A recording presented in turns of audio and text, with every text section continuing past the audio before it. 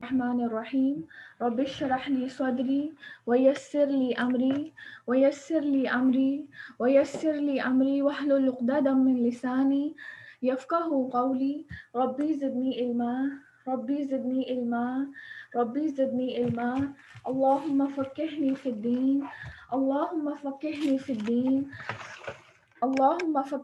الدين اللهم إني أسألك علما نافعا وعملا متقبلا ورزقا طيبا اللهم إني أعوذ بك من علم لا ينفع ومن قلب لا يخشع ومن نفس لا تشبع ومن دعوة لا يستجاب لها اللهم أرنا الحق حقا وارزقنا اتباعه وأرنا الباطل باطلا وارزقنا اجتنابه बिस्मिल्लाहिर्रहमानिर्रहीम अस्सलाम वालेकुम वरहमतुल्लाहि वबरकातुहू।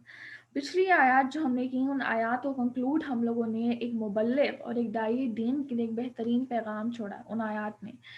हमने उन आयत में किया, हमने ये पढ़ा, उसके पस मंज़र के ऊपर हमने फिर एक असाइनमेंट भी डिस्कस की कि जो गरीब मुसलमान थे, जो गरीब सहाबा कराम थे, जब वो नबी सल्लल्लाहु अलैहि वसल्लम की मजलिसों में आया करते थे तो जो एक ऊपर वाला तबका था वो तबका नबी सल्लल्लाहु अलैहि वसल्लम जो प्रेशर डालता, उनको प्रेशराइज करता कि हम आपकी मजलिसों में उस वक्त तक शामिल ना होंगे जब तक कि आप इस तबके को अपनी मजलिसों से नहीं निकालेंगे। ये चीज़ हमारी अना के खिलाफ है। तो लिहाजा उस वक्त फिर वो आयत उतरी और वो आयत कौन कौन सी थी? आयत नंबर 52 थी, आयत नंबर 53 थी, आयत नंबर 54 का कुछ हिस्सा, ठीक है। ये आयत उस पस मंज़र के तहत नाजिल हुई और फिर अल्लाह ताला ने आप सल्लल्लाहु अलैहि वसल्लम को तलकीन की कि नबी सल्लल्लाहु अलैहि वसल्लम وہ لوگ کہ جو صبح و شام اپنے پروردگار کی عبادت کر رہے ہیں اور اپنے رب کو یاد کر رہے ہیں خلوص نیت کے ساتھ، آپ ہرگز ہرگز ان کو اپنی مجلسوں سے الگ مت کیجیے گا، اور اگر آپ نے ایسا کیا تو آپ ظلم کرنے والوں میں سے ہوں گے۔ تو لہٰذا اس پیغام کے ذریعے، ان آیات کے ذریعے آپ صلی اللہ علیہ وسلم اور آپ صلی اللہ علیہ وسلم کے بعد آپ صلی اللہ علیہ وسلم کی امت میں موجود ہر معلم، ہر مبلغ دین، ہر عالم، ہر عالمہ، ہر داعی دین کو یہ کہا جا رہا ہے کہ وہ اپنے تعلقات کو صرف ایک معاشرے کے کھاتے پیتے طبقے تک محدود نہ رکھے، یا معاشرے کا ہائر اسٹاٹا کے ساتھ تعلقات کو مضبوط نہ رکھے، بلکہ ایک داعی دین کا جو تعلق ہے وہ ہر طرح اور ہر طبقے، ہر ذات پات، ہر رنگ، ہر نسل، ہر طرح سے، ہر کاسٹ سے تعلق رکھنے والے انسان کے ساتھ ہونا چاہیے، اور اس کو ہر طرح کے انسان کو ویلکم کرنا چاہیے، تاکہ وہاں بھی ڈائیورسٹی آئے اور ہر طرح کا انسان دین وہاں پر سیکھ سکے۔ آج ہم نے مجلسیں اور اپنی مسجدیں کیوں الگ الگ بنا دی؟ لوگ کیوں ڈرتے ہیں ہمارے پاس آنے سے؟ لوگ کیوں گھبراتے ہیں؟ اور لوگ جو ہے وہ وحشت محسوس کرتے ہیں، کیونکہ ہم نے اوپر ایک لیبل لگا لیا اپنے اوپر۔ جب ہم اپنے اوپر ایک لیبل لگا لیتے ہیں تو پھر کیا ہوتا ہے کہ ایک خاص طبقہ تو ہمارے پاس آتا ہے، مگر اس خاص طبقے کے علاوہ کے جو لوگ ہیں وہ ہمارے پاس نہیں آئیں گے، وہ ڈریں گے، وہ چھچکیں گے، جس کی وجہ سے دین کی جو تعلیم ہے وہ محدود ہو جاتی ہے۔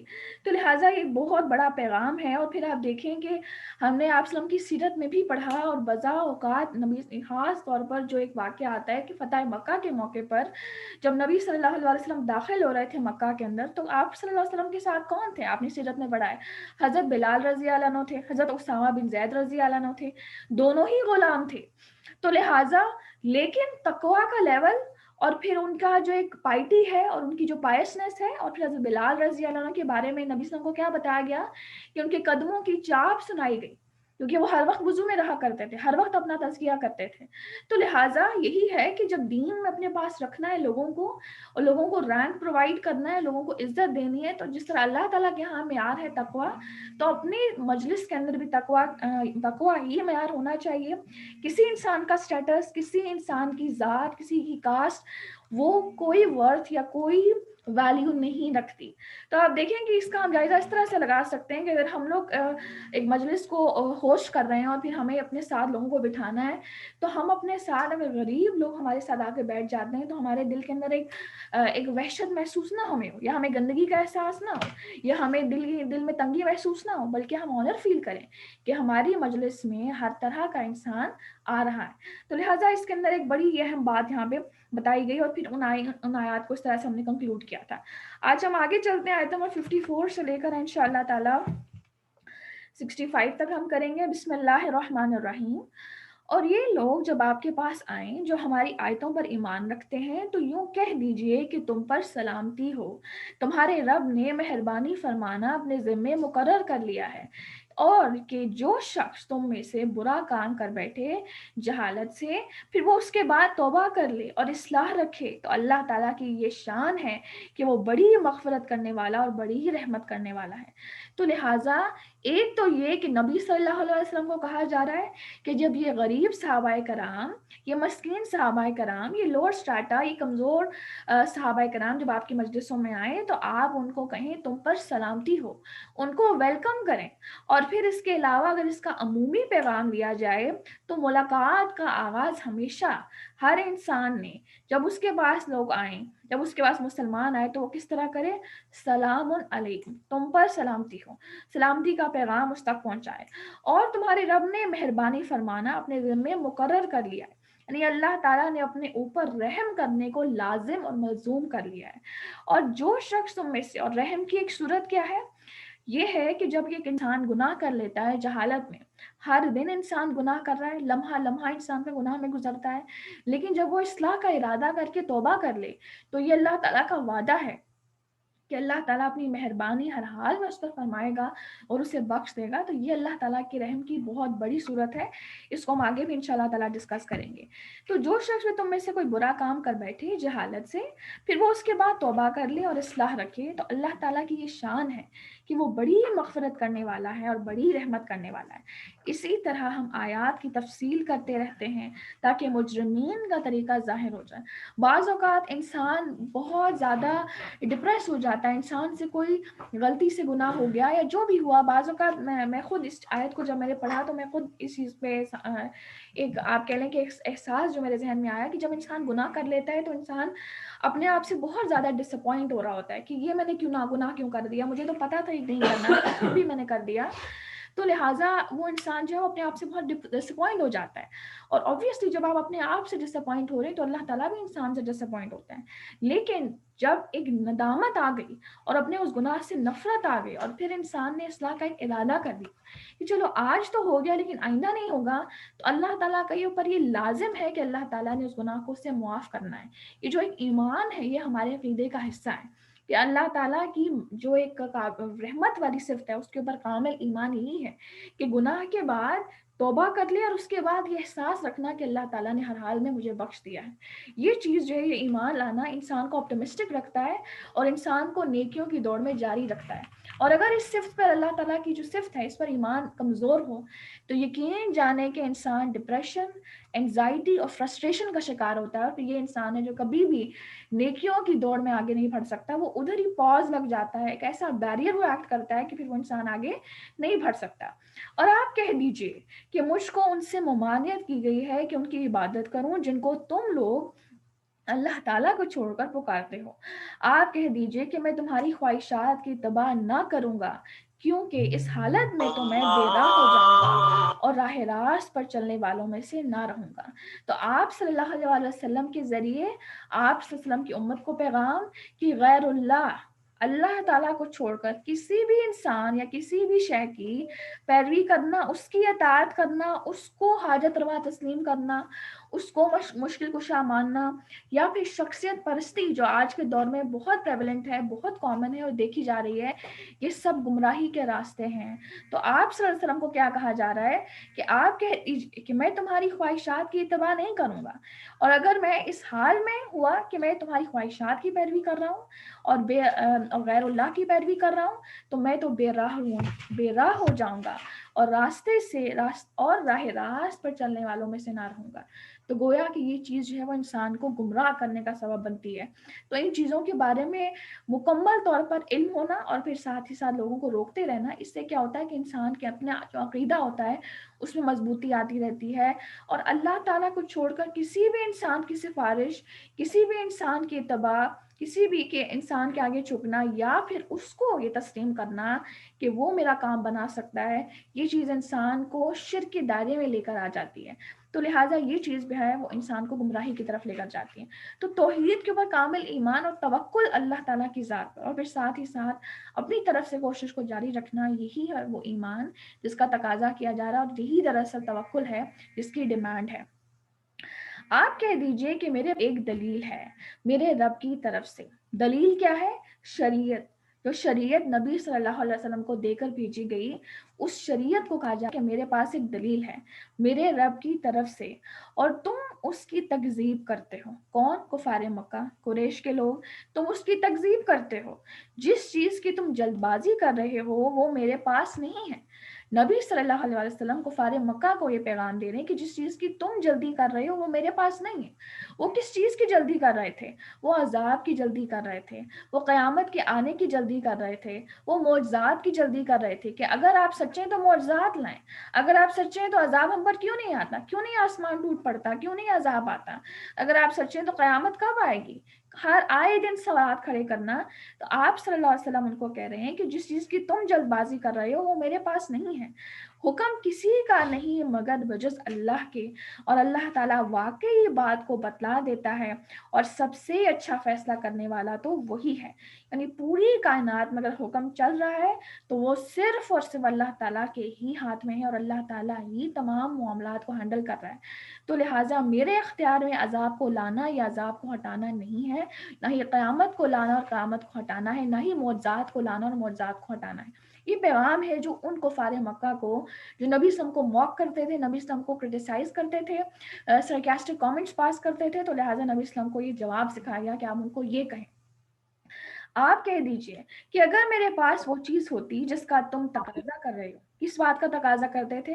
عذاب کا تقاضا کرتے تھے، قیامت کا تقاضا کرتے تھے، معجزات کا تقاضا کرتے تھے، تو آپ صلی اللہ علیہ وآلہ وسلم کہہ دیجئے کہ اگر میرے پاس وہ چیز ہوتی جس کا تم تقاضا کر رہے ہو تو میرا اور تمہارا باہمی قصہ فیصل ہو جاتا، یعنی کہ ہمارا جو آپس کا ایک جھگڑا ہے وہ بالکل کلیریفائی ہو جاتا اگر میں وہ دے دوں جو تم مانگ رہے ہو۔ لیکن ظالموں کو اللہ تعالیٰ خوب جانتا ہے، اور اللہ یعنی کہ یہاں پہ کیا پیغام دیا جا رہا ہے کہ اگر عذاب آئے گا تو بھی اللہ کے حکم سے ہی آئے گا، عذاب ٹلے گا تو بھی اللہ تعالیٰ کے حکم سے آئے گا، معجزات کو ظاہر کرنا ہوگا تو وہ اللہ تعالیٰ ہی کے حکم سے ہوگا، معجزات کو جب ٹالنا ہوگا تو اللہ تعالیٰ ہی کے حکم سے ہوگا، قیامت کو لانا ہوگا تو اللہ تعالیٰ ہی کے حکم سے ہوگا، اور قیامت کو ٹالنا ہوگا تو وہ بھی اللہ تعالیٰ ہی کے حکم سے ہوگا۔ پیغمبر کے ہاتھ میں کچھ بھی نہیں ہے، یہ بات نبی صلی اللہ علیہ وسلم یہاں پہ نبی صلی اللہ علیہ وسلم کو سکھائی جا رہی ہے کہ آپ ان کو یہ بتائیں۔ تو اگر واقعی میرے پاس یہ اختیار ہوتا تو پھر تو میرے اور تمہارے درمیان جھگڑا ہی ختم تھا۔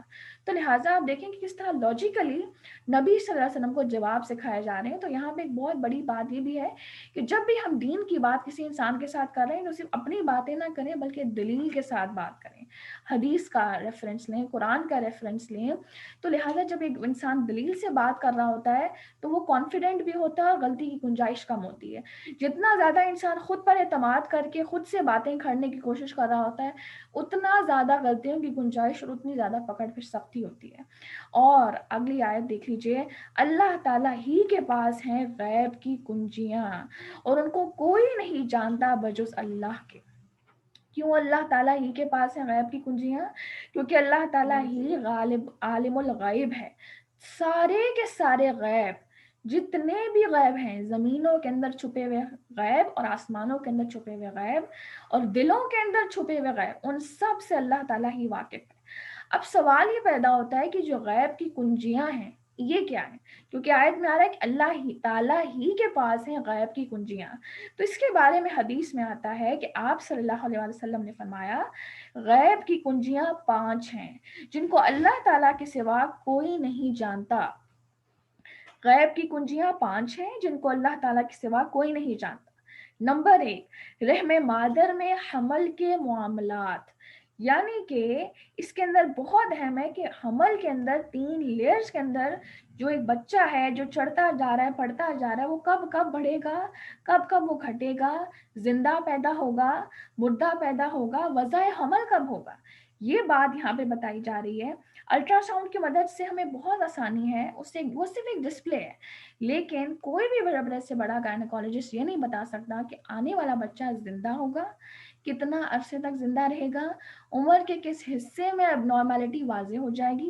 ابھی کل کی بات ہے کہ مجھے کسی نے بتایا کہ یونیورسٹی میں جا کر وہ مجھے ایک ساتھی ہیں یونیورسٹی کی، وہ بتا رہی ہیں کہ 3 بہن بھائی ان کے پیدا ہوئے اور تینوں بہن بھائی بالکل نارمل پیدا ہوئے، لیکن ان تینوں میں سے جو میری جو بڑی بہن ہے وہ یونیورسٹی میں جا کر اس کو ڈپریشن اٹیکس آنا شروع ہوئے، ڈپریشن اٹیکس کے بعد آہستہ آہستہ بیماری جو ہے وہ بڑھتی گئی اور ذہنی دیوانگی کا وہ شکار ہو گئی، جس کا نام انہوں نے بتایا شیزوفرینیا۔ بہت زیادہ کرٹیکل بیماری ہے جس کے اندر انسان جو ہے وہ یعنی انسان خود سے باتیں کرنے لگتا ہے، خود سے جو ہے وہ کنڈیشنز اور سچویشنز اپنے ذہن میں رکھتا ہے، اور انسان کو لگتا ہے کہ میرے ساتھ مجھے زہر نہ دے دیا جائے، انسان کو کرمنل تھاٹس خود ہی پلان کرتا ہے اور اس کو دنیا میں ہر انسان اپنا دشمن لگ رہا ہوتا ہے۔ یہ ایک بیماری ہے، ذہنی دیوانگی اس کا نام ہے۔ تو لہٰذا وہ کہتی ہے کہ یونیورسٹی کے بعد یہ بیماری اس کے اندر آئی ہے اور اب تک میرے والدین جو ہیں وہ تڑپ رہے ہیں۔ اور پھر اسی طرح جو چھوٹا بھائی اس نے بتایا کہ وہ بھی اسی طرح کہ بالکل نارمل تھا اور آہستہ آہستہ اس کے اندر جو ایپیلیپسی اور مرگی کی بیماری شروع ہو گئی اور اٹیکس آنا شروع ہو گئے۔ تو وہ کہتی ہے کہ ایک ایک دن میرے والدین کے لیے قیامت ہے اور میں نے ان کو روتے ہوئے سسکتے ہوئے دیکھا ہے اور میں ان کے لیے کچھ نہیں کر سکتی۔ اب وہ سب کچھ اس سچویشن میں وہ خود بھی ایک ڈپریشن کا شکار ہے، وہ خود بھی رو رہی ہے اور اس کو خود سمجھ نہیں آ رہی۔ تو یعنی کہ بتانے کا مقصد یہ ہے کہ آزمائش ہر انسان پر مختلف ہے، اللہ تعالیٰ ہر انسان کو مختلف طریقوں سے آزماتا ہے، لیکن جن لوگوں پہ آزمائش آ رہی ہے اللہ تعالیٰ نے ان کے لیے تیار کر رکھا ہے بہت کچھ جو قیامت کے دن ان کے لیے کھلے گا۔ بتانے کا مقصد کیا ہے کہ اس وقت کوئی انسان یہ نہیں بتا سکتا کہ ہاں بھائی اس بچے میں یہ اب نارملٹی عمر کے اس حصے میں آ جائے گی، یہ کیا ہے، یہ غیب کا علم ہے۔ تو لہٰذا یہ چیز کہ حمل، رحم مادر میں حمل کے معاملات، نمبر 1، نمبر 2 ہے کل کیا ہوگا۔ یہ بھی غیب کی کنجیوں میں سے ہے کہ آنے والے کل میں کون مرے گا، کون زندہ رہے گا، کون کون سے معاملات ہوں گے، کیا کیا ہوگا، کوئی نہیں جانتا، یہ سب غائب ہے۔ تیسری غیب کی کنجی کیا ہے؟ بارش کے معاملات، یعنی بارش کا پانی کہاں کہاں بہہ کر جائے گا، کہاں پر وہ خیر کا سبب ہوگا، کہاں پہ وہ شر کا سبب ہوگا، کہاں وہ ایبزارب ہوگا، کہاں وہ اپنا اثر دکھائے گا، کوئی نہیں جانتا۔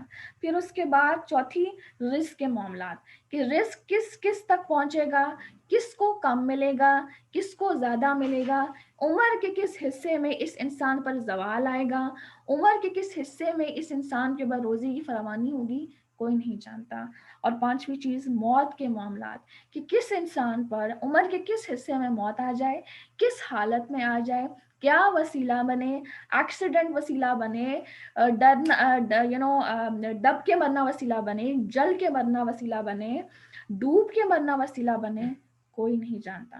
یہ 5 ہیں غیب کی کنجیاں، اور آپ دیکھیں گے یہی کومر ہمارا پورا کا پورا ایمان ہے، کہ گویا یہاں پر یہ چیز بتائی جا رہی ہے کہ پھر جب سارا کے سارا غیب اللہ تعالیٰ کے پاس ہیں، تو پھر ان کاہن اور نجومیوں کے پاس جا جا کر، ان پامسٹ اور ایسٹرولوجسٹ کے پاس جا جا کر اپنے حالات کا تذکرہ کرنا، اور پھر ان سے ڈیمانڈ کرنا کہ ہمیں بتائیں، یہ چیز انسان کو کفر کی طرف لے کر جاتی ہے، اور ایسے انسان کی نمازیں قبول نہیں ہوتی۔ اس کے بارے میں ذرا پڑھیے گا کہ ایسے انسان کا کتنے کتنے دن تک اس کی نمازیں قبول نہیں ہوتی، جو کہ ایک نجومی کے پاس جا کر اپنے حالات واقعہ معلوم کرتا ہے۔ تو لہٰذا یہی ہے غیب کی کنجیاں، کہ اللہ تعالیٰ ہی کے پاس ہے غیب کی کنجیاں، اور ان کو کوئی نہیں جانتا بجز اللہ کے، اور وہ تمام چیزوں کو جانتا ہے جو کچھ خشکی میں ہے اور جو کچھ دریاؤں میں ہے، اور کوئی پتا نہیں گرتا مگر وہ اس کو بھی جانتا ہے، اور کوئی دانہ زمین کے تاریک حصوں میں نہیں پڑتا، اور نہ کوئی تر اور نہ کوئی خشک چیز گرتی ہے، مگر یہ سب کچھ کتاب مبین میں لکھا ہے۔ یہ سب کچھ کتاب مبین میں لکھا ہے۔ کتاب مبین کیا ہے؟ لوح محفوظ۔ ہر چیز لوح محفوظ میں پہلے سے پری ڈیسٹنڈ ہے، پہلے سے درج ہے، قلم خشک ہو چکے ہیں۔ یہ ہمارا ایمان ہے، یہی تقدیر کا پر ایمان ہے، اور تقدیر کے فیصلوں کو ایکسیپٹ کرنا اس لیے ضروری ہے کہ قلم خشک ہو چکے ہیں۔ یہ حدیث کا حصہ ہے کہ قلم خشک ہو چکے ہیں، لیکن پھر دعا کیا کرتی ہے؟ وہ تقدیر کو بدلتی ہے۔ تو لہٰذا کیا بات ہے کہ جب اللہ تعالیٰ ہر چیز کو جانتا ہے، کوئی پتا زمین پر نہیں گر رہا اور اللہ تعالیٰ اس کو جانتا ہے اور وہ پہلے سے لکھا ہوا ہے، تو پھر ایک اندھیرے میں ایک رونے والا آنسو اور آنکھ سے ٹپکنے والا آنسو اور سسکتی ہوئی پکار، اور پھر وہ جو بد دعائیں جو ایک مظلوم کی زبان سے نکلتی ہیں، وہ جو آہیں جو مظلوم کے اندر سے نکلتی ہیں، کہ اللہ ان کو نہیں جانتا، اور پھر اللہ تعالیٰ ان کے رزلٹ میں اپنا حکم نہیں نافذ کرے گا۔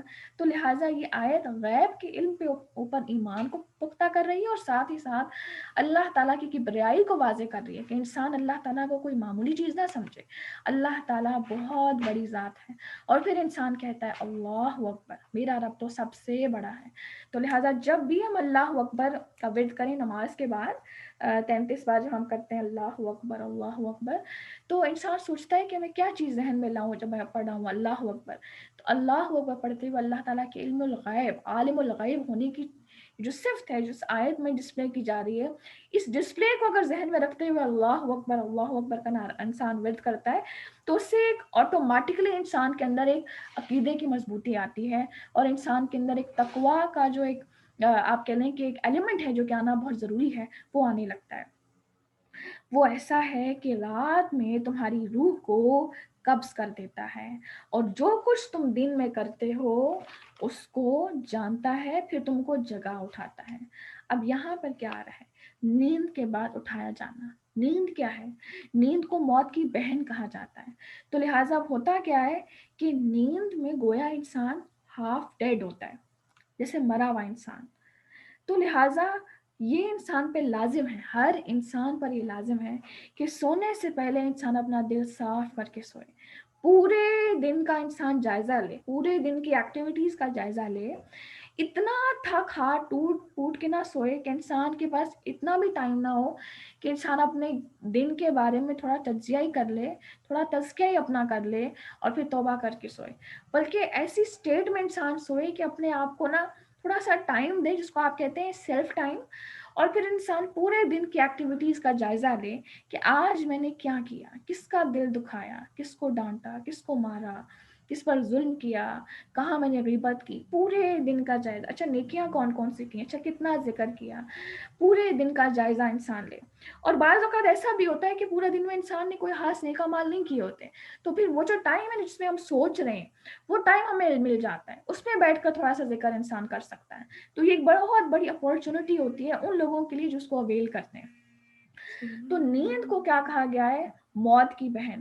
تو لہٰذا ایک جب سے پہلی چیز یہ کہ نیند سے پہلے اپنے پورے دن کے کاموں کا جائزہ لینا، اور دوسری یہ چیز کہ سونے سے پہلے کی جو ایکٹیویٹیز ہیں جو نبی صلی اللہ علیہ وسلم کی سنت سے ہمیں معلوم ہوتی ہیں، ان ایکٹیویٹیز کو پورے دھیان اور دل کی لگن کے ساتھ کرنا، جس کے اندر سب سے پہلی چیز تو نماز ہے.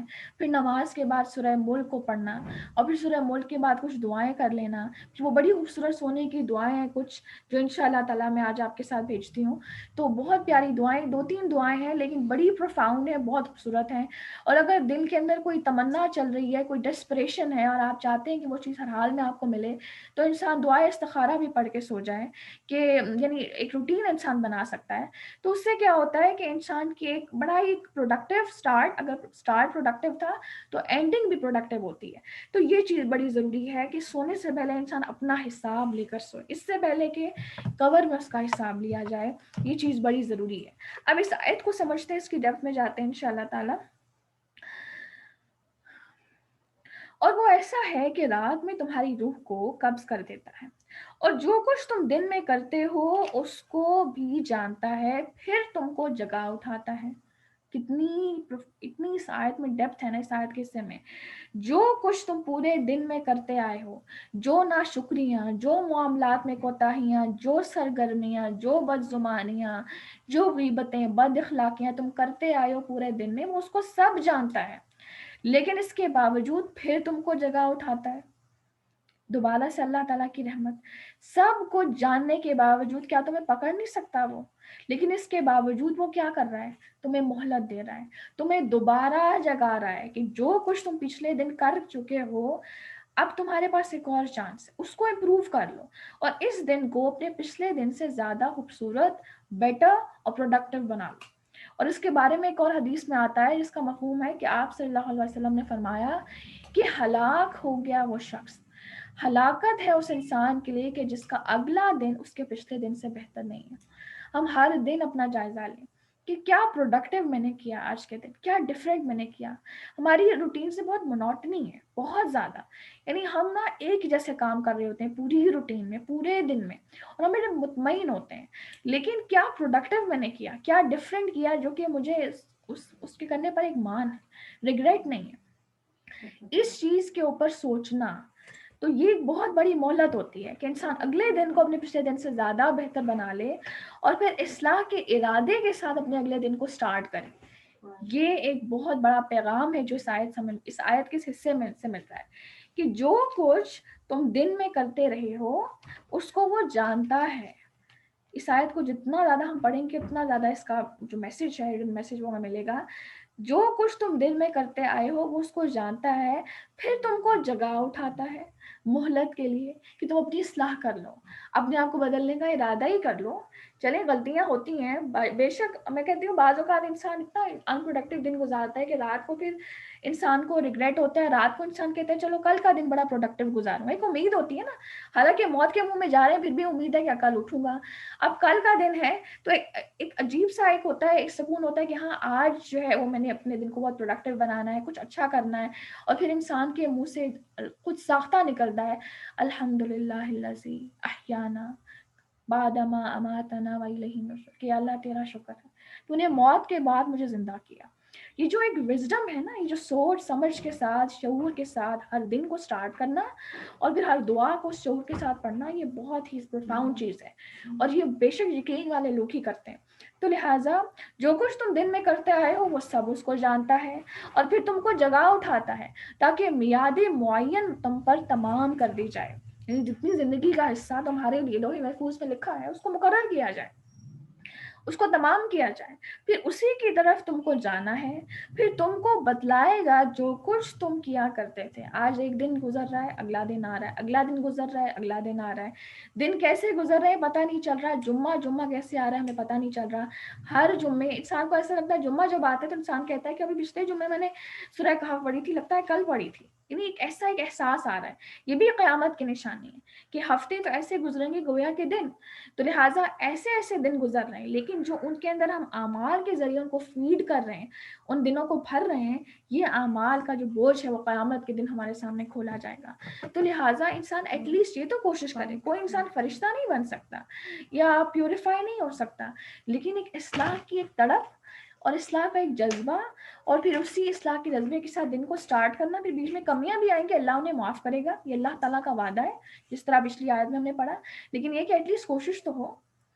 اگلی آیت انشاءاللہ کرتے ہیں، بہت ہی زیادہ اہم آیت ہے آج کے لیکچر کی، اس کو بسم اللہ الرحمن الرحیم، اگلی آیت پر آ جائیں۔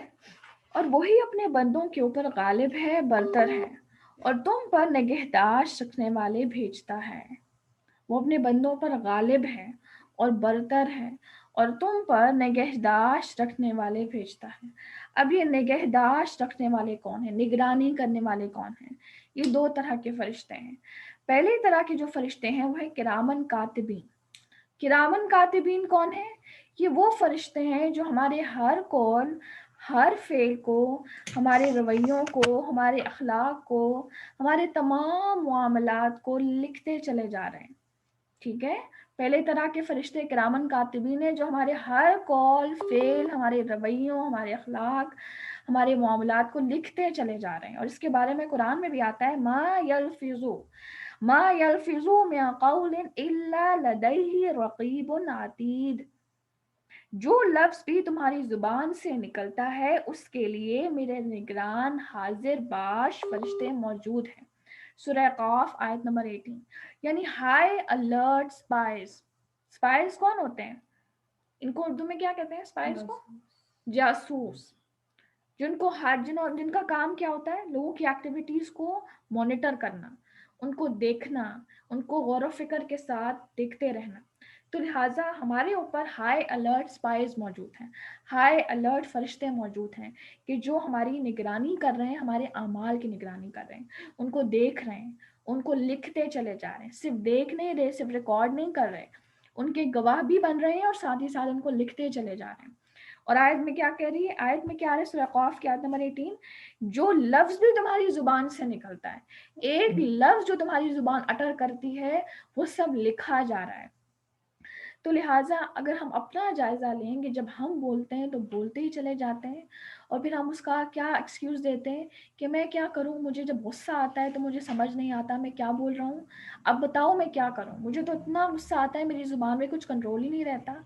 لیکن کون یہ ہمیں سمجھائے کہ ہمارا ہر لفظ لکھا جا رہا ہے، ہر بات ہماری لکھی جا رہی ہے، ہم انہی الفاظ کے ذریعے کسی کو رلاتے ہیں، کسی کو کاٹتے ہیں، کسی کو بے آبرو کرتے ہیں، کسی کو رسوا کرتے ہیں، اور کسی کا مذاق اڑاتے ہیں، کسی کو موک کرتے ہیں، کسی کو کرٹیسائز کرتے ہیں، کسی کو سرکاسٹک کامنٹس کسی کے اوپر پاس کرتے ہیں۔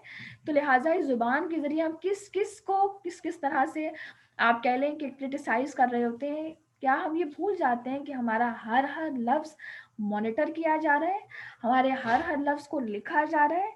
اب آپ دیکھیں آیات کا آپس میں کنیکشن، آیات کا آپس میں بہت کنیکشن ہے۔ آج کی آیت، ہر لیکچر کی آیات کا آپس میں بہت کنیکشن ہوتا ہے۔ آپ دیکھیں پچھلی آیت میں کیا آیا، تم موت کے منہ میں جاتے ہو، پھر ہم تمہارے تمام دن کے اعمال کو جانتے ہیں، پھر ہم تمہیں جگاتے ہیں تاکہ ایک خاص جو مدت ہے وہ تم پر تمام ہو جائے۔ تو ہم نے کیا سیکھا کہ جب بھی ہم رات کو سونے سے پہلے تھوڑا سا وقت اپنے آپ کو دیں، ہم اپنا تزکیہ کریں، اصلاح کی نیت کریں اور استغفار کریں، پورے دن کی ایکٹیویٹیز کے اوپر استغفار کریں۔ اب اس آیت اب یہ جو آیت ہے ہمیں ایک اور پیغام دے رہی ہے۔ یہ پیغام یہ دے رہی ہے کہ جب بھی ہم دن کا آغاز کریں، وہاں پہ دن کا اختتام کر رہے تھے، یہاں بھی ہم جب بھی کوئی دن کا آغاز کر رہے ہیں، ہم یہ سوچیں، یہ شعور میں لائیں کہ ہمیں ہائی الرٹ فرشتے دیکھ رہے ہیں، ہمیں ریکارڈ کر رہے ہیں، ہمیں مانیٹر کر رہے ہیں، اور میں ان کو ڈکٹیشن فراہم کر رہی ہوں. میرا ہر عمل، میرا ہر کال، میری ہر گردن کا طریقہ، میرا لباس، میرے جیسچرز، میرے چہرے کے تاثرات، کسی کو دیکھ کر آنکھوں کے اشارے، میری چال ڈھال، ہر چیز ان فرشتوں کے لیے چلتی پھرتی املا ہے، ان فرشتوں کے لیے چلتی پھرتی ڈکٹیشن ہے. میں بول رہی ہوں، وہ لکھ رہے ہیں. یہ سوچ کر اگر ہم اپنے دن کو آغاز کریں، اور یہ جو ایک چیز ہے، یہ جو آیت ہے، یہ اگر ہمارے شعور میں رہے، آپ یقین کریں اس کا اتنا امپیکٹ ہوتا ہے کہ آپ غیبت سے پہلے بھی سوچتے ہیں، کسی کے بارے میں بات کرنے سے بھی سوچتے ہیں، کسی کو کچھ کہنے سے پہلے بھی سوچتے ہیں کہ کہیں یہ چیز میرے اوپر پیش نہ آ جائے. یہ بہت زیادہ سخت آیت ہے، اور ہم میں سے کوئی بھی پرفیکٹ نہیں ہے، نہ میں بتانے والی نہ آپ سننے والے. لیکن یہ ہے کہ اس احساس کے ساتھ ہر لمحہ گزارنا کہ مجھے مانیٹر کیا جا رہا ہے، میرے الفاظ کو لکھا جا رہا ہے، میں ان کو املا دے رہی ہوں، میں ان کو ڈکٹیشن پرووائڈ کر رہی ہوں. تو انسان ہر بات یا تو فروٹفل بولے گا، ادروائز سائلنٹ رہے گا. وہ سائلنس کو پریکٹس کرے گا. اور اگر یہ احساس انسان کے اندر نہ ہو، یہ شعور انسان کے اندر نہ ہو، تو ہر بے وجہ بات بولے گا، اور یہ ان لوگوں میں سے شمار ہو جائے گا جن کے بارے میں حدیث میں آتا ہے کہ آپ صلی اللہ علیہ وسلم نے فرمایا، قیامت کے دن میرے سب سے زیادہ دور اور سب سے زیادہ قابل نفرت وہ لوگ ہوں گے کہ جو منہ پھاڑ پھاڑ کر بولنے والے ہیں. منہ پھاڑ پھاڑ کر کون بولتا ہے؟ یہ وہ شخص ہے کہ جس کو اپنی زبان پر کوئی کنٹرول نہیں ہے، جو اپنے آپ کو بہت کچھ سمجھتا ہے لیکن اس کو اپنی زبان پر، اپنے الفاظ پر کوئی کنٹرول نہیں. تو لہٰذا اس چیز کا بار بار جائزہ لیتے رہنا، اس چیز کے بارے میں سوچتے رہنا. اب آپ دیکھیں کہ نگران جو فرشتے ہیں جو ہمیں مانیٹر کر رہے ہیں، ہائی الرٹ اسپائز ہیں جو ہمیں لکھ رہے ہیں، ہمارے الفاظ کو لکھ رہے ہیں، نیتوں کو نہیں لکھ رہے، ہمارے الفاظ کو لکھنا ہے. اس بات کو ذہن میں رکھنا ہے. جو کچھ میری زبان اس وقت اٹر کر رہی ہے آپ سب کے لیے، یہ الفاظ میرے نامہ اعمال میں لکھے جا رہے ہیں. کہاں لکھے جا رہے ہیں؟ نیکیوں کے پلڑے میں لکھے جا رہے ہیں. اور ہر وہ بات جو میں غیبت کر رہی ہوں، جو میں کسی انسان کو ہیوملیٹ کرنے کے لیے مجلس میں کوئی بات بولتی ہوں، آج ہوتا ہے ہم ایک پنچ دیتے ہیں، ایک اشارہ دیتے ہیں، اور اس سے پھر ایک سٹارٹ اپ ہو جاتا ہے کنورسیشن کا. مجلس میں ایک سٹارٹ اپ ہم دیتے ہیں اور اس سے پوری کنورسیشن سٹارٹ ہو جاتی ہے. اب وہ سٹارٹ اپ کس نے دیا تھا، اور پھر اس مجلس کے اندر جو ایک ہیوملیشن کا ایک سیناریو کریٹ ہوتا، اس کا سورس کون بنا؟ وہ میں بنی. تو وہ ہر لفظ لکھا جا رہا ہے. یہ بات ہمیں ذہن میں رکھنا ہوگی. اب یہ جو لکھنے والے فرشتے ہیں، ان کو اللہ تعالیٰ نے طریقہ بھی سکھا دیا ہے کہ تم نے جب کسی انسان کے الفاظ کو لکھنا ہے تو اس کا طریقہ کیا ہے. طریقہ اللہ تعالیٰ نے انہیں یہ سکھایا کہ جب یہ انسان نیکی کرے، نیکی کا ارادہ کرے، تو ایک نیکی لکھ دینا. اور جب یہ انسان نیکی کو واقعتاً کر دے تو اس انسان کے لیے 10 گناہ لکھ دینا. اور جب یہ انسان گناہ کا ارادہ کرے تو ہرگز نہ لکھنا. اور جب یہ انسان واقعتاً گناہ کو کر بیٹھے تو صرف ایک گناہ لکھنا، اور وہ بھی 6 گھنٹے بعد. بڑی پیاری حدیث آنے والی ہے اس کے بعد، وہ بھی 6 گھنٹے بعد، کہ کہیں یہ بیچ میں توبہ نہ کر لے. اس کے بارے میں بہت پیاری حدیث ہے. جب میں نے اس حدیث کو پڑھا تو یقین جانے کہ بہت زیادہ ایک آپٹمسٹک اپروچ انسان کے اندر ڈیولپ ہوتی ہے، اور انسان جو ہے وہ پیسمزم سے بچتا ہے. انسان کو لگتا ہے کہ جب انسان پڑھا رہا ہوتا ہے تو پڑھانے کا مطلب یہ تو نہیں ہوتا کہ انسان فرشتہ بن گئے. زبان پھر بھی اٹر کرتی ہے، زبان تو پھر بھی بولتی ہے. تو انسان کو نا ایک ریگریٹ آنے لگتا ہے. وہ چیز ڈپریشن اور انزائٹی کی طرف بنتی ہے کہ آخر میں نے یہ بات کیوں بول دی اور میں نے ایسا کیوں کر دیا. تو پھر انسان کہتا ہے کہ نہیں، میرے پاس ابھی 6 گھنٹے کا ایک ڈیوریشن ہے جس میں توبہ کر سکتا ہوں، واقعتاً پرومس کر کے اپنے آپ سے وعدہ کر کے اصلاح کا جذبہ رکھ سکتا ہوں، اصلاح کا وعدہ کر سکتا ہوں کہ یہ بات آئندہ میری زبان سے نہیں نکلے گی. تو گویا کہ وہ الفاظ لکھے ہی نہیں جاتے. حدیث میں آتا ہے، بہیقی کی روایت ہے، اور کیٹیگری اس کی حسن ہے. اور حدیث میں آتا ہے، حضرت ابو امامہ رضی اللہ عنہ سے روایت ہے کہ آپ صلی اللہ علیہ وسلم نے فرمایا، جب انسان گناہ کرتا ہے تو بائیں طرف کے فرشتے 6 گھنٹوں تک گناہ کو نہیں لکھتے. اگر وہ بندہ توبہ کر لے تو اسے چھوڑ دیتے ہیں. سبحان اللہ. یہ جو حدیث ہے یہ بہت زیادہ انسان کی رحمت کی طرف انسان کو جگاتی ہے. اور لٹرلی میں اس کو نہیں جانتی تھی. اس سے پہلے آپ سب کو سکھانے سے پہلے میں اس حدیث کو نہیں جانتی تھی کہ یہ بھی حدیث ایگزسٹ کرتی ہے. اس سے بہت زیادہ آپ کے اندر امید بڑھتی ہے، آپ کے اندر نیکی کا جذبہ آتا ہے، اور آپ کے اندر ایک آپٹمسٹک اپروچ آتی ہے کہ ہاں ابھی بھی میرے پاس موقع ہے، اور میرے پاس، اور آپ دیکھیں کہ اللہ تعالیٰ نے نیکیوں کو لکھنے کے موقع بڑھا دیے اور برائیوں کو لکھنے کے مواقع گھٹا دیے، کہ ہاں 6 گھنٹے تک ویٹ کرتے رہنا۔ اگر اس 6 گھنٹوں میں ایک بار بھی اس بندے کی آنکھ سے آنسو نکل گیا، اس نے توبہ کر دی، وہیں پر قلم کو دور کر لینا، وہیں پر قلم کو ہٹا لینا اور اس کو مت لکھنا، یہ حکم ہے جو اللہ تعالیٰ نے اپنے فرشتوں کو سکھایا ہے۔ تو لہٰذا یہ بات جو ہے وہ یہ جو ہمارے نگرانی والے فرشتے ہیں جس میں کرامن کاتبین ہے، اس سے ریلیٹڈ ہمارے پاس آتی ہے، ٹھیک ہے۔ اب آیت کی طرف دوبارہ سے جاتے ہیں، پھر میں آپ کو دوسری کیٹیگری بتاتی ہوں۔ اور وہی اپنے بندوں کے اوپر غالب اور برتر ہے اور تم پر نگہداشت رکھنے والے فرشتے بھیجتا ہے۔ پہلی قسم میں نے آپ کو بتائی نگرانی کرنے والے فرشتوں میں کرامن کاتبین کی۔ اب دوسری قسم کون سی ہے نگرانی کرنے والے فرشتوں میں؟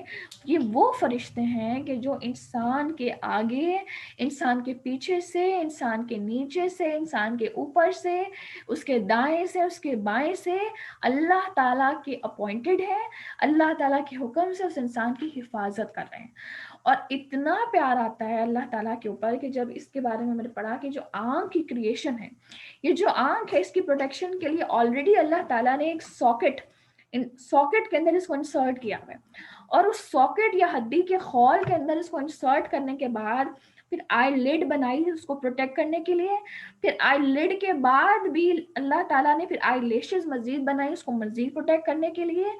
اور جو آنکھ کے اندر جو پانی ہے، اگر یہ مائنیوٹیسٹ ڈگری میں بھی بالکل تھوڑا سا بھی اگر یہ کم ہو جائے یا زیادہ ہو جائے تو یہ نقصان دہ ہے، یہ آنکھ کو بگاڑ سکتا ہے، تو اللہ تعالیٰ اس کو بھی مانیٹر کر رہے ہیں۔ لیکن اس سب کے باوجود ہر آنکھ کی حفاظت کے لیے، ان آنکھوں کی حفاظت کے لیے اللہ تعالیٰ نے پلس یہ رکھا کہ 7 فرشتے ہر انسان کے ساتھ اپوائنٹ کیے ہوئے جو انسان کی آنکھوں کی حفاظت کر رہے ہیں۔ اور آپ دیکھیں گے اس کا کس طرح سے انسان غور و فکر کرتا ہے کہ بعض اوقات انسان اتنا برا گرتا ہے، انسان کا اتنا برا ایکسیڈنٹ ہوتا ہے، برین کے اندر کلوٹنگ ہو جاتی ہے، لیکن آنکھ بچ جاتی ہے، آنکھ ضائع نہیں ہوتی۔ وہ کون ہے جو بچا رہا ہے؟ اللہ تعالیٰ کے یہ فرشتے ہیں جو اللہ تعالیٰ کے حکم سے اپوائنٹڈ ہیں، اور وہ ان آنکھوں کو سیف گارڈ کر رہے ہیں۔ پھر آپ دیکھیں اسی طرح کیا ہوتا ہے کہ اکثر ویڈیوز کے اندر آپ دیکھ رہے ہوتے ہیں کہ انسان جو ہے وہ جا رہا تھا، اسے نہیں پتا تھا پیچھے سے ٹریلا آ رہا ہے، اور اچانک سے جو ہے وہ ٹریلے کا ایک ریورٹ آپ کہہ لیں کہ اس کا ایک ٹلٹ اس نے لیا اور وہ گزر گیا، یا پھر بالکل وہ قریب تھا اور انسان ادھر ہو گیا، تو وہ کیا شے تھی؟ وہ یہ فرشتے ہیں جو اپوائنٹڈ ہیں جو انسان کی حفاظت کر رہے ہیں۔ اور اسی طرح کئی جگہوں پر اللہ تعالیٰ اپنی نشانیاں دکھا رہا ہوتا ہے، ہمیں یہ محسوس نہیں ہو رہا ہوتا لیکن یہ ایگزسٹ کرتے ہیں۔ تو لہٰذا یہی فرشتوں پر ایمان، ہمیں لگتا ہے بس فرشتوں پر ایمان یہ کہ ہاں یہ فرشتے ہیں، یہ ان کے نام ہیں، یہ ان کی ڈیوٹیز ہیں بس، لیکن ان کی ڈیوٹیز کو سمجھ کر پھر اس کے مطابق اعمال کو بدلنا، یہ ایمان ہے جس کا تقاضا کیا جا رہا ہے، اور یہی عقیدہ ہے فرشتوں کے اوپر۔ تو لہٰذا یہی چیز، اب جب یہ آنکھیں، ان آنکھوں کی حفاظت کے لیے ان کی بناوٹ کے علاوہ 7 فرشتے اپوائنٹ کیے جا رہے ہیں، اب جب ان آنکھوں سے انسان زنا کرے، کیونکہ آنکھوں کا بھی زنا ہے، اور ان آنکھوں سے جب انسان فحاشی کو دیکھے، ان آنکھوں سے انسان جو ہے وہ فحش سینز دیکھے، ان آنکھوں سے انسان پورن دیکھے، ان آنکھوں سے انسان فحش قسم کے ایڈورٹائزمنٹس دیکھے، اور آج جب آپ ٹی وی کھولتے ہیں آپ کو کہاں پہ ماڈسٹی نظر آتی ہے؟ آپ ٹی وی کھولتے جاتے ہیں تو آپ کو اموڈسٹ اور فحش قسم کے ایڈورٹائزمنٹس دیکھنے پڑتے ہیں، جس کی وجہ سے انسان مجبور ہو جاتا ہے کہ انسان ٹی وی کو بند ہی کر دے تو بہتر ہے، لیکن ہم ان کو دیکھ رہے ہوتے ہیں، اور ہمارے گھر کا ہر مرد دیکھ رہا ہوتا ہے، ہر عورت دیکھ رہی ہوتی ہے، اور ہمیں اس میں کوئی شرم نہیں آ رہی ہوتی، ہم پبلکلی ہم ایک ساتھ بیٹھے ہوئے ہوتے ہیں، اور اچانک اشتہار آتا ہے، ہم یہ نہیں کہتے کہ ہمت کر کے ہاتھ سے ریموٹ لے کے چینل کو چینج کرنے، بلکہ ہم دیکھتے رہتے ہیں، خود جھکا لیں گے لیکن ترغیب کے لیے ریموٹ سے چینل کو چینج نہیں کریں گے کہ کہیں ہمارے اوپر کوئی پوائنٹ آؤٹ نہ کرتے۔ تو لہٰذا جب ان آنکھوں سے اتنے سارے گناہ ہوں گے تو یہی ہے کفران نعمت، یہی ہے نعمت کا تذکرہ، اور پھر ایسی آنکھیں چھین بھی لی جاتی ہیں۔ اگر بصارت نہ چھینی جائے تو بصیرت تو چھینی لے جاتی ہے، اور بصیرت کا کیا مطلب ہے کہ پھر اس انسان کو حق نظر نہیں آتا، وہ انسان اندھا ہو جاتا ہے، اور یہی وہ لوگ ہیں جو قیامت کے دن بھی اندھے ہی اٹھائے جائیں گے۔ ڈیف اینڈ بلائنڈ تھے دنیا میں، اور ڈیف اینڈ بلائنڈ ہی اٹھائے جائیں گے۔ جب انسان ان سے وہ کام لے ہی نہیں رہا جو ان سے لینے کا حق ہے، تو پھر ایسا ہی ہوتا ہے۔ تو لہٰذا یہ بڑی ایک اہم بات ہے کہ نگرانی کرنے والے فرشتوں میں ہمارے جسم کی جو نگرانی ہے وہ بھی کرنے والے فرشتے موجود ہیں۔ اب آگے چلتے ہیں، اسی آیت کے آگے چلتے ہیں. یہاں تک کہ جب تم میں سے کسی کو موت آ پہنچتی ہے، اس کی روح ہمارے بھیجے ہوئے فرشتے قبض کر لیتے ہیں. اب کیا ہوتا ہے، پہلے کرامن کاتبین تھے جو زندگی کی کتاب کو لکھ رہے تھے، لکھتے چلے جا رہے تھے، لکھتے چلے جا رہے تھے، لکھتے چلے جا رہے تھے. میں ان کو ڈکٹیٹ کر رہی تھی، میں ان کو املا کروا رہی تھی، وہ لکھتے چلے جا رہے تھے. ہر دن کا ایک صفحہ پڑھتے، اگلا دن آتا، اگلے دن کا صفحہ، اور یوں کتاب زندگی مکمل ہوئی. جب یہ کتاب زندگی مکمل ہوئی اور موت کا وقت آیا تو ڈیوٹی چینج. اب کس کی ڈیوٹی ہے؟ اب ملک الموت کی ڈیوٹی ہے. اب وہ ملک الموت حاضر ہوں گے اور وہ اس انسان کی روح کو قبض کریں گے، اور اس انسان کی روح کو قبض کر کے قبر تک لے کر جائیں گے. جب قبر تک ہی فرشتے اس کی روح کو لے کر گئے، اب دوبارہ سے ڈیوٹی چینج. اب کون سے فرشتے آئیں گے؟ اب منکر اور نکیر آئیں گے. یہ منکر اور نکیر کیا کریں گے؟ سوالات اور جوابات کا سلسلہ کریں گے. ایک تو آپشن یہ ہے کہ ایک انسان ان تمام سوالوں کا جواب درست دے دے، اور پھر ایسے فرشتے اس انسان کے لیے جنت کی کھڑکی کو کھول دیں گے، اور وہ انسان، اس انسان کی قبر کو بیڈ آف روزز بنا دیا جائے گا. اور ہم یہی تو دعا کرتے ہیں کہ یا اللہ میری قبر کو بیڈ آف روزز بنا دے، میری قبر کو جنت کے باغوں میں سے ایک باغ بنا دے، اس کو سکینت کی جگہ بنا دے، اس کی وحشت کو مجھ سے دور کر دیں. اور وہ لوگ جو ہمیں چھوڑ کر چلے گئے ہیں، جن کے اوپر مہلتیں ختم ہو چکی ہیں، جو ہماری دعاؤں کے آسروں میں، جو ہمارے صدقات اور خیرات کے آسروں میں ہیں، ان کی قبروں کو بھی فراہ کر دے. یہ دعا ہمیشہ کرنی ہے، اور میں نے یہ دعا آپ سب کو بھیجی بھی ہے، انشاءاللہ آج بھی بھیجوں گی. ٹھیک ہے، کچھ دعائیں ہیں جو میں وعدہ کر رہی ہوں انشاءاللہ تعالیٰ یہ میں نے بھیجنی ہے. میک شیور کہ آپ ان کو اپنے پاس لکھیں. اب کیا ہوتا ہے، ایک سیناریو تو یہ ہے، لیکن اگر یہ انسان منافق نکلا اور کافر نکلا، جس کو ان سوالوں کے جواب معلوم نہیں تھے، تو دوبارہ سے ڈیوٹی چینج. اب کون آئیں گے؟ اب عذاب والے فرشتے آئیں گے. اور یہ وہ لوگ ہیں، یہ وہ فرشتے ہیں کہ جو گونگے بھی ہوں گے اور اندھے بھی ہوں گے، اور جو اس میت کو، اس انسان کو، اس مردے کو عذاب دیں گے. اندھے بھی ہوں گے اور بہرے بھی ہوں گے، سن بھی نہیں سکیں گے اور دیکھ بھی نہیں سکیں گے، تاکہ ان کے اندر کوئی سمپتھی نہ آ جائے. اس کے پیچھے حکمت یہی ہے. اب جب یہ کیا کریں گے، یہ اس کو عذاب دیں گے، عذاب کی خاطر آئیں گے. صبح و شام اس انسان کو عذاب دیا جائے گا، جس کے بارے میں حدیث میں آتا ہے کہ آپ صلی اللہ علیہ وسلم نے فرمایا کہ اگر تمہیں مردوں کے حالات معلوم ہو جائیں تو تم میں سے، اس کا مفہوم یہ ہے کہ تم میں سے کوئی اپنے مردوں کو دفنا نہ پائے، کیونکہ اس کی چیخ و پکار سوائے جن و انس کے ہر شے سنتی ہے، جنات اور انسان نہیں سنتے. تو لہٰذا ہر دن یہ دعا کرنا، ہر نماز میں یہ دعا کرنا، اسپیشلی نماز کے کسی بھی حصے میں اس میں دعا کرنا کہ یا اللہ ہماری قبر کو فراہ کر دے، قبر کی وحشت، قبر کی تاریکی، قبر کی تنگی سے ہمیں محفوظ کرنا، اور ہماری قبر کو فراہ کر دے، اس کو پھیلا دے، اس کو سکینت کی جگہ بنا، اور ہمارے اعمال کو قبر کے اندر ایک خوبصورت انسان کی شکل میں ہمارا سہارا بنانا، جو ہماری حفاظت کریں، اور ہماری قبروں کو جنت کے باغوں میں سے ایک باغ بنانا.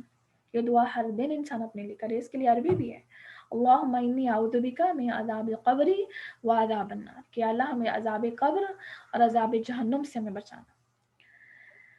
اب اس انسان کے لیے جہنم کی کھڑکی کھول دی جائے گی، اور جہنم کے اندر موجود جگہ اس کو دکھا دی جائے گی.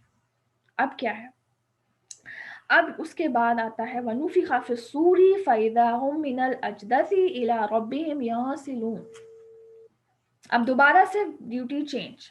اب کیا ہوتا ہے کہ جب یہ سب لوگ اپنی قبروں سے اٹھیں گے، سور پھونکنے والے جو فرشتے ہیں جن کا نام حضرت اسرائیل علیہ السلام ہے، اسرافیل علیہ السلام، جب وہ سور پھونک دیں گے، ان کی ڈیوٹی ختم. تو اب کیا ہوگا کہ نئے طرح کے اب دوسرے فرشتے، ڈیوٹی چینج. اب ہر انسان کے لیے ایک فرشتہ اپوائنٹ ہوگا جس کو گھسیٹ کر لائے گا میدان محشر کی طرف، اس کی قبر سے نکال کر اس کو میدان محشر کی طرف گھسیٹ کر لائے گا. اور ہر انسان کے ساتھ ایک فرشتہ ہوگا جو گواہی دینے والا ہوگا. اور اب کیا ہوگا کہ اب دوبارہ سے ڈیوٹی چینج ہوگی، اور کتاب زندگی کو کھول دیا جائے گا، اور وہ کتاب پڑھ کر سنائی جائے گی جس کو پوری زندگی میں ڈکٹیٹ کرتی رہی، اور کیا ہوگا، وہ کھول دی جائے گی، وہ پڑھ کر سنائے گی. اب یا تو وہ ہماری عزت، ہماری پریسٹیج، ہماری ڈسٹنکشن کا سبب بنے گی، یا پھر وہ ذلت اور زوال کا سبب بنے گی. اور اس آئینے کو دیکھنا بہت آسان ہے، ہم اپنے پورے دن کے سے نکلے ہوئے الفاظ کا جائزہ لے سکتے ہیں. یہ بہت مشکل کام ہے، لیکن ہمیں یہ سمجھنا ہوگا کہ ہم خود جو اٹر کر رہے ہیں گویا کہ ہم ڈکٹیٹ کر رہے ہیں. تو لہٰذا یہی چیز جو ہے وہ یہ ہے دراصل فرشتوں پر ایمان، جو انتہا سے زیادہ انسان کو الرٹ کرنے کے لیے. فرشتوں پہ ایمان صرف یہ نہیں ہے کہ 4 فرشتوں کے نام یاد ہیں، ان کی ساخت یاد ہے اور بس اتنا کافی. فرشتوں پر ایمان یہ ہے کہ ہر ایک فرشتہ جب اتنا فرما بردار ہے اور وہ اتنی زیادہ سخت ڈیوٹی سر انجام دے رہا ہے، تو پھر ہمارا بھی تو کچھ ہے نا جو اس کو ہم نے کرنا ہے.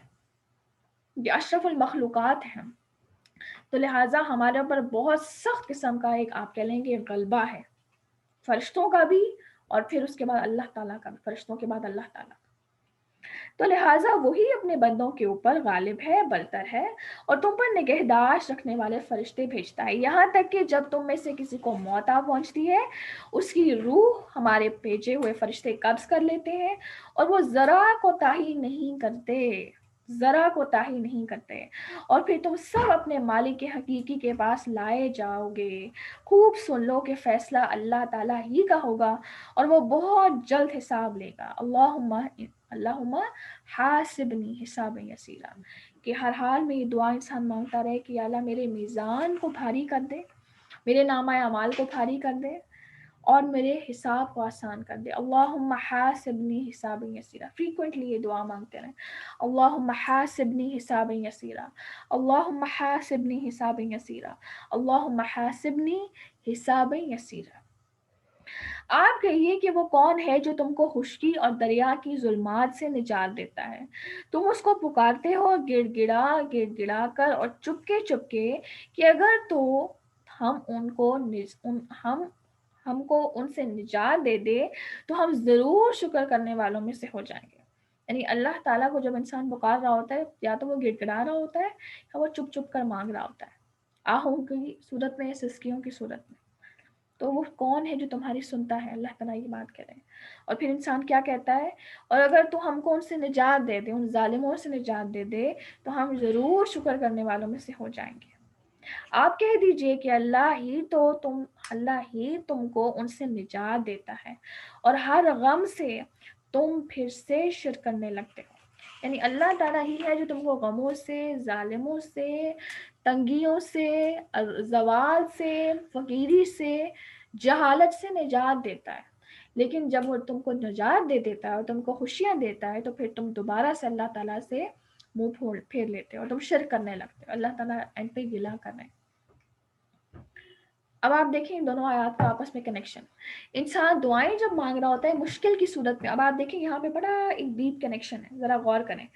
جب انسان رو رہا ہے، گڑ گڑا رہا ہے چپکے یا زور سے، اس وقت وہ کہہ رہے ہیں اللہ اگر تو نے مجھے نجات دے دی تو میں بڑا ہی شکر کرنے والا بنوں گا. جب آپ آزمائش میں ہوتے ہیں نا، مشکل میں ہوتے ہیں، تو پھر انسان تہجدیں بھی کر رہا ہے، اذکار بھی کر رہا ہے، نمازیں میں بھی خشوع ہے، فوکس نمازیں، بہت کچھ ہے. ہر انسان کے ساتھ ایسا ہی ہوتا ہے. اور انسان بڑے بڑے وعدے کر رہا ہوتا ہے، اللہ بس یہ مل جائے تو پھر سب کچھ ہو جائے گا، یہ مل جائے سب کچھ ہو جائے گا.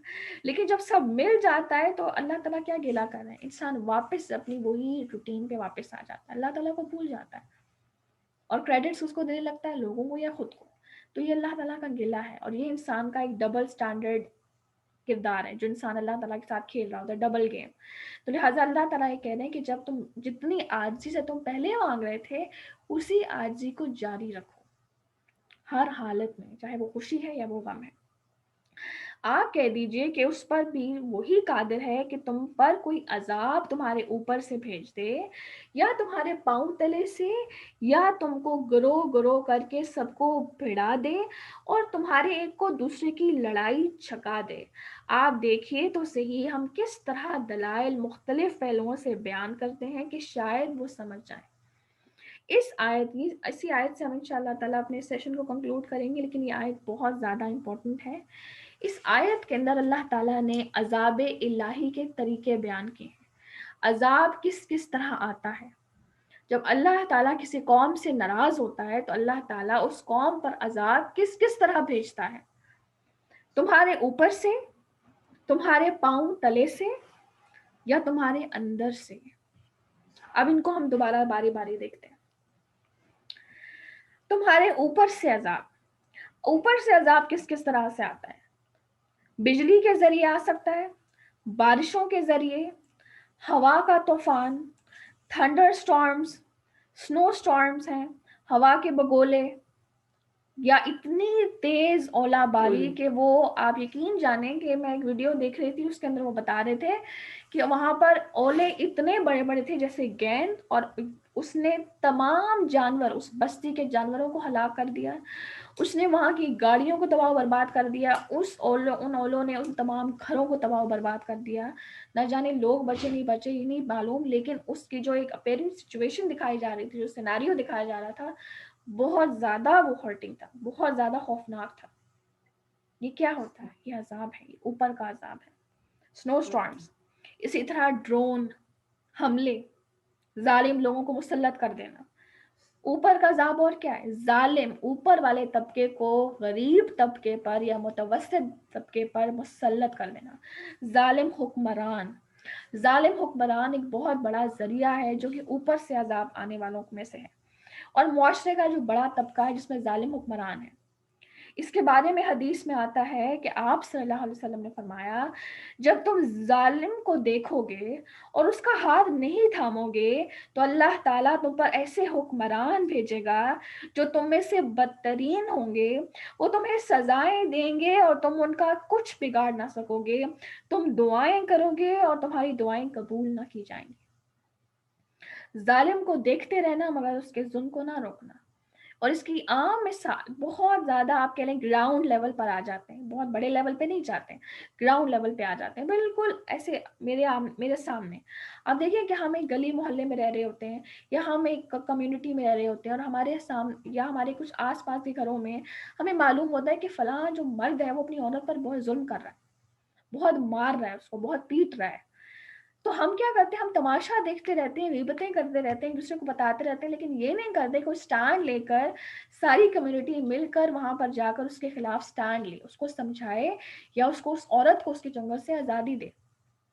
وہ عورت اپنا گھر بچا رہی ہوتی ہے، لیکن یہ کہ پوری کمیونٹی کا ایک کام ہوتا ہے، ایک حق ہوتا ہے۔ اب جب یہ کمیونٹی ظالم کو دیکھ کر خاموش رہے کہ بھائی اس کا مرضی، وہ اپنے گھر کا مالک ہے، ہم اپنے گھر کے مالک، اپنے کام سے کام رکھو، پھر کیا ہوتا ہے؟ ایسے لوگوں پر، ایسے معاشرے پر عذاب آتے ہیں اوپر سے۔ ابھی میں آگے بتاتی ہوں، حدیث میں آتا ہے جب حضرت موسیٰ علیہ السلام جو کلیم اللہ تھے، انہوں نے اللہ تعالیٰ سے دریافت کیا کہ یا رب، جب آپ کسی قوم سے ناراض ہوتے ہیں تو اس کی کیا علامتیں ہیں؟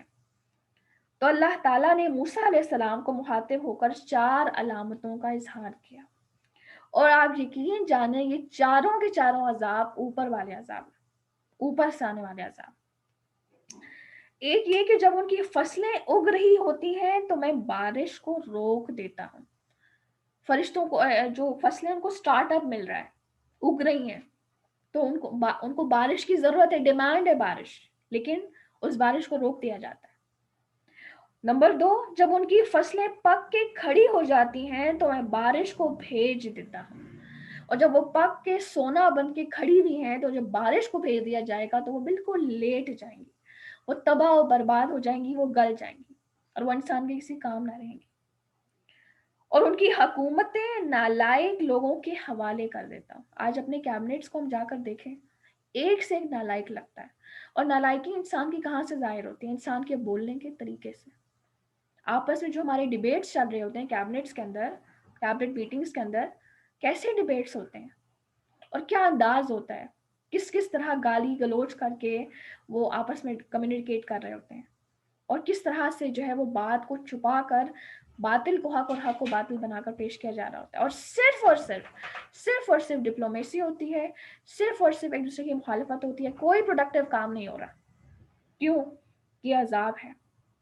ان کی حکومتیں نالائق لوگوں کے حوالے کر دیتا ہوں، اور چوتھا، ان کے مال بخیلوں اور حریصوں کے حوالے کر دیتا ہوں، اور آج آپ دیکھیں کہ ایسا ہی ہو رہا ہے۔ ہم جو ٹیکسز پے کر رہے ہیں ہمیں ان کا بدلہ اس طرح سے نہیں مل پا رہا، یا ہم اس کی شکایت کر رہے ہیں، کیوں؟ کیونکہ یہ عذاب ہے اللہ تعالیٰ کی طرف سے۔ تو لہٰذا یہ اوپر کے عذابوں میں سے کہ جب اللہ تعالیٰ کسی قوم سے ناراض ہوتا ہے، ہم بارشوں کے لیے ترس جاتے ہیں، بارشیں نہیں ہو رہی ہوتی، اور اس کی وجہ سے فصلوں کی شارٹیج ہو جاتی ہے، فصلوں کو گروتھ نہیں مل رہی ہوتی، اور جب فصلیں پک کے کھڑی ہو جاتی ہیں تو بارشیں ہی نہیں رک رہی ہوتی. اب یہ کیا ہے؟ یہ عذاب ہے، یہ عذاب ہے اللہ تعالیٰ کا. کیوں؟ کیونکہ ہم نے ظالم کے ہاتھ کو نہیں روکا. اور میں نے گراؤنڈ سچویشن بتائی ہے، بڑی سچویشنز میں، اور آپ بڑے اچھے سے جانتے ہیں ملکی لیول پر اور ہر لیول پر، لیکن جو گراس روٹ لیول ہے اس کو ہمیں سے کوئی نہیں جانتا. اس کے لیے سٹینڈ لینا، ایک دوسرے کو موبلائز کرنا، ایک دوسرے کو موٹیویٹ کرنا، یہ بڑا امپورٹنٹ ہے، جو کہ ہم عورتوں کا کردار ہے. جب ہم اپنے کردار کو ادا کریں گے تو پھر ہمارے مرد بھی کردار کو ادا کریں گے، ہمارے بچے بھی کردار کو ادا کریں گے. پھر معاشرے میں ایک احساس کا جذبہ آئے گا، ایک نرمی کا جذبہ آئے گا. آگے چلتے ہیں کیونکہ ٹائم کم جا رہا ہے. اور پھر ان کے نیچے سے عذاب آتا ہے، تمہارے اوپر سے عذاب کو بھیج دیتا ہے تمہارا رب، اور پھر تمہارے پاؤں تلے سے عذاب کو بھیجتا ہے. پاؤں کے نیچے سے عذاب کیسے آتا ہے؟ اگر آپ سامنے ہوتے تو انشاءاللہ ہم اس کو مزید اچھے طریقے سے سمجھ جاتے ہیں، لیکن یہ کہ چلیں اس کو میں جلدی جلدی سے وائنڈ اپ کرتی ہوں. نیچے سے عذاب کس کس طرح سے آتا ہے؟ زلزلوں کے ذریعے، آتش فشاں کا پھٹنا. جب وہ لاوا اور وہ جو میگما ہے وہ پھٹے گا تو اس کے آس پاس کی پوری بستیاں تباہ ہو جاتی ہیں. اور کبھی آپ صرف ہم obviously لائیو نہ تو ہم یہ دعا کرتے ہیں کہ اللہ ہمیں کبھی نہ دکھانا، اور ہم یہ دعا کرتے ہیں کہ اللہ تعالیٰ ہمیں ایسے عذابوں سے بچائے، اور اس کے لیے ایک بڑی خوبصورت دعا ہے جو میں آپ سب سے کہوں گی آپ سب یاد کریں. لیکن یہ ہے کہ اس کو ایک دفعہ انٹرنیٹ پہ دیکھیں گے آپ، ایک پھٹتا ہوا آتش فشاں دیکھیں، خوف کا عالم ہوتا ہے، جہنم لگ رہا ہوتا ہے وہ. پھر اسی طرح جو گرم پانی کے ابلتے ہوئے چشمے ہوتے ہیں، جب وہ پھٹتے ہیں تو آس پاس کی پوری، اور وہ ابلتا ہوا پانی ہوتا ہے اور اتنا وہ گرم ہوتا ہے پانی کہ اس کے اندر یہ ریسرچ کہتی ہے کہ اگر انڈا بھی آپ ڈالتے ہیں نا تو فوراً سے وہ بوائل ہو جائے، اتنا گرم. اور جب وہ اسپرنگس، ہاٹ واٹر اسپرنگس جب وہ پھٹتے ہیں تو آس پاس کی پوری بستیوں کو تباہ و برباد کر دیتے ہیں. پھر اسی طرح زمین جب ایک ایریا کی پھٹے اور پوری کی پوری جو بستی ہے وہ دھنس جائے. اور یہ چیز بھی دیکھی گئی ہے کہ ہاں باقاعدہ روڈ جو ہے وہ درمیان سے کریک ہوئی اور وہ اس کے اندر لوگ جو ہے وہ دبنے لگے اور پھر وہ خود سے کلوز ہوئی. یہ عذاب ہے اللہ تعالیٰ کا. اور پھر معاشرے کا نچلا طبقہ، معاشرے کا نچلا غریب جاہل طبقہ، یہ بھی بعض اوقات ایک معاشرے کے لیے عذاب کا ذریعہ بنتا ہے. اور آج یہی ہو رہا ہے کہ جب غریب تر ہو رہا ہے، امیر تر ہو رہا ہے، سرکولیشن آف ویلتھ نہیں ہے، تو اب کیا ہو رہا ہے؟ یہ جو طبقہ ہے یہ جاہل سے جاہل تر بنتا جا رہا ہے. یہ لوٹ کسوٹ کی طرف اپنا اس کو ایک ایزی اسکیپ سمجھ رہا ہے. کوئی بچی آج اب گھر سے باہر نکلتے ہوئے اپنے آپ کو سیف فیل نہیں کر رہی، عزتوں کو لوٹ رہے ہیں، مالوں کو لوٹ رہے ہیں. تو لہٰذا اب یہ کیا ہوتا ہے؟ یہ بھی ایک معاشرے کا جو غریب طبقہ ہے، نچلا طبقہ، وہاں بھی اوپر والا طبقہ تھا، حکمران طبقہ، جس کے بارے میں نے آپ کو حدیث بتائی. یہ نچلا طبقہ ہے جو معاشرے کے لیے کیا بن جاتا ہے؟ آزمائش بن جاتا ہے، عذاب بن جاتا ہے. اور پھر ایک اور چیز کہ جو اگلی پشت ہوتی ہے، جو ایک نسل سے آنے والی اگلی نسل ہوتی ہے، وہ بھی یعنی معاشرے کی جو یوتھ ہوتی ہے وہ بھی اللہ تعالیٰ کی طرف سے عذاب بن جاتی ہے.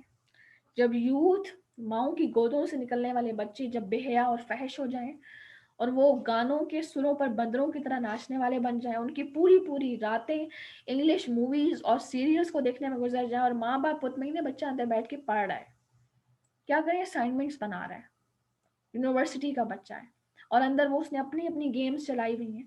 یہ یوتھ جب لڑکیوں کو بھگانے کا کام کرے اور وہ زنا کاریوں اور پورن ایڈکشنز کی طرف جائے، ان کا قرآن اور دین سے کوئی تعلق نہیں، وہ باہر گیمنگز کھیل رہے ہیں، گیمیں کھیل رہے ہیں، ان کا اپنے تعلقات ہیں، ہمیں کچھ پتہ ہی نہیں ہے.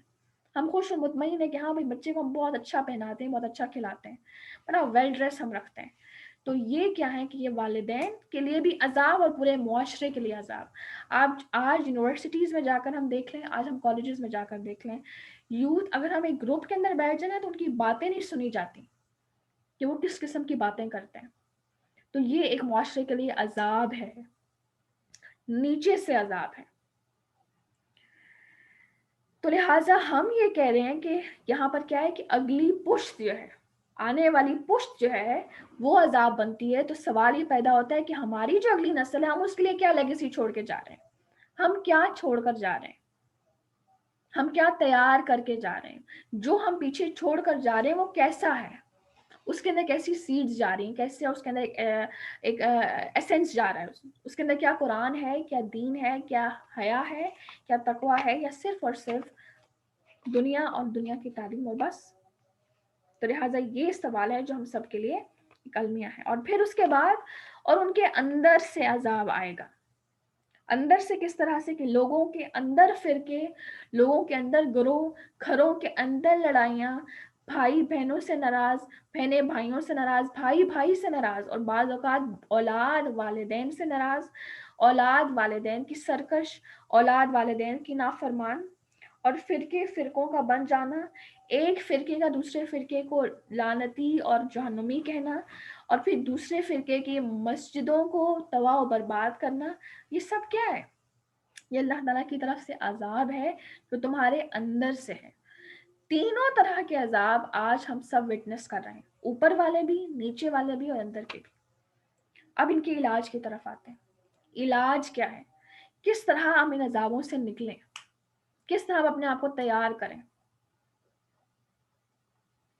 تو لہٰذا سب سے پہلی چیز کی وجہ، جب کوئی بھی عذاب آتا ہے نا اللہ تعالیٰ کا، تو وہ کوئی ہم لوگ کوئی پائس نہیں ہوتے کہ ہماری وجہ سے نہیں ہے یا وہ صرف اللہ تعالیٰ کی رات ہے، بلکہ عذاب کی وجہ کیا ہے؟ ہمارا خود، ہمارے اپنے نفس، ہمارے اپنے ہاتھوں کی جو کمائیاں ہوتی ہیں وہ ان عذابوں کو لانے کا سبب ہوتی ہیں.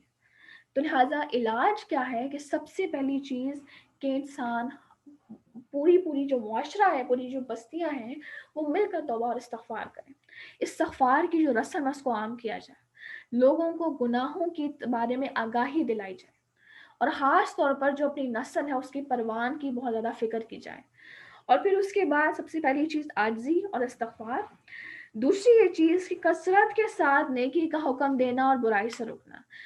اب دیکھیں، ظالم کا جب ہاتھ نہیں روکا تو اللہ تعالیٰ نے ظالم حکمرانوں کو بھیجا، اور تم دعائیں کرو گے تمہاری دعائیں قبول نہیں کی جائیں گی. تو لہٰذا کثرت کے ساتھ نیکی کا حکم دینا اور برائی سے روکنا، اور اس کا آغاز کہاں سے کرنا ہے؟ اپنے گھر سے. سٹارٹ اپ لینا ہے اپنے گھر سے، اور وہ آہستہ آہستہ اس کا دیا پھیلتا چلا جائے گا، پھیلتا چلا جائے گا، اور انشاءاللہ وہ لیگیسی بہترین تیار ہوگی. تو نیکی کا حکم دینا اور برائی سے روکنا. اور تیسری یہ چیز کہ قرآن اور سنت کی طرف پلٹنا، خود بھی پلٹتے رہنا اور اپنی نسل کو پلٹانا. آج ہم قرآن اور سنت کو پارٹ ٹائم ہم نے سمجھ لیا ہے. ہمیں لگتا ہے کہ ہاں بھائی بس تھوڑا سا. آپ دیکھیں اس کی بڑی، آج میں ایک استاد کا لیکچر سن رہی تھی تو انہوں نے بڑی اچھی مثال دی، اور مجھے لگتا ہے کہ اس مثال سے فوراً میرا دماغ کھلا. اور وہ مثال وہ کہتی ہیں کہ آپ اگر ہفتے میں ایک دن جاب کے لیے جائیں گے تو کیسے اپنے خرچے پورے کریں گے. آپ ہفتے میں ایک دن اسکول یا یونیورسٹی جائیں گے تو آپ کیسے، آپ کی ڈگری کب ختم ہوگی، کب آپ کو ملے گی، کب آپ جاب کے لیے جائیں گے. تو اسی طرح جب آپ ہفتے میں ایک دن قرآن، لٹرلی ان کے الفاظ ہیں، میں اپنی طرف سے ایک لفظ نہیں بول رہی، وہ کہتی ہیں کہ جب آپ ہفتے میں ایک دن قرآن کو پڑھیں گے تو پھر کیسے آپ کی موت اسلام پر آپ کی گارنٹیڈ ہے، اور آپ کی نسلوں کی موت کیسے اسلام پر گارنٹیڈ ہے. آپ نے قرآن کو تو پارٹ ٹائم بنا دیا، تو پھر وہ پارٹ ٹائم چیز کبھی آپ کو پروڈکٹیو نہیں بنا سکتی. تو لہٰذا اس چیز نے مجھے فوراً سے ہلا دیا کہ واقعی یہ بالکل ٹھیک ہے. تو تین چیزیں اس کا علاج ہے: قرآن اور سنت کی طرف پلٹنا، نیکی کا حکم اور برائی سے روکنا، اور استغفار کثرت کے ساتھ کرنا، اپنے اعمال کا جائزہ لیتے رہنا. اللہ تعالیٰ سے دعا ہے کہ اللہ تعالیٰ ہمیں بہترین عمل کرنے والا بنائے، اور ہمیں ظالموں سے بھی بچائے، اور ہمیں ظلم سے بھی بچائے، اور اپنی ہر طرح کی ناراضگی سے بچائے. سبحانک اللہم و بحمدک، اشہد ان لا الہ الا انت، استغفرک و اتوب الیک. آپ سب کا بہت شکریہ جوائن کرنے کے لیے. جزاک اللہ خیر. السلام علیکم ورحمۃ اللہ وبرکاتہ.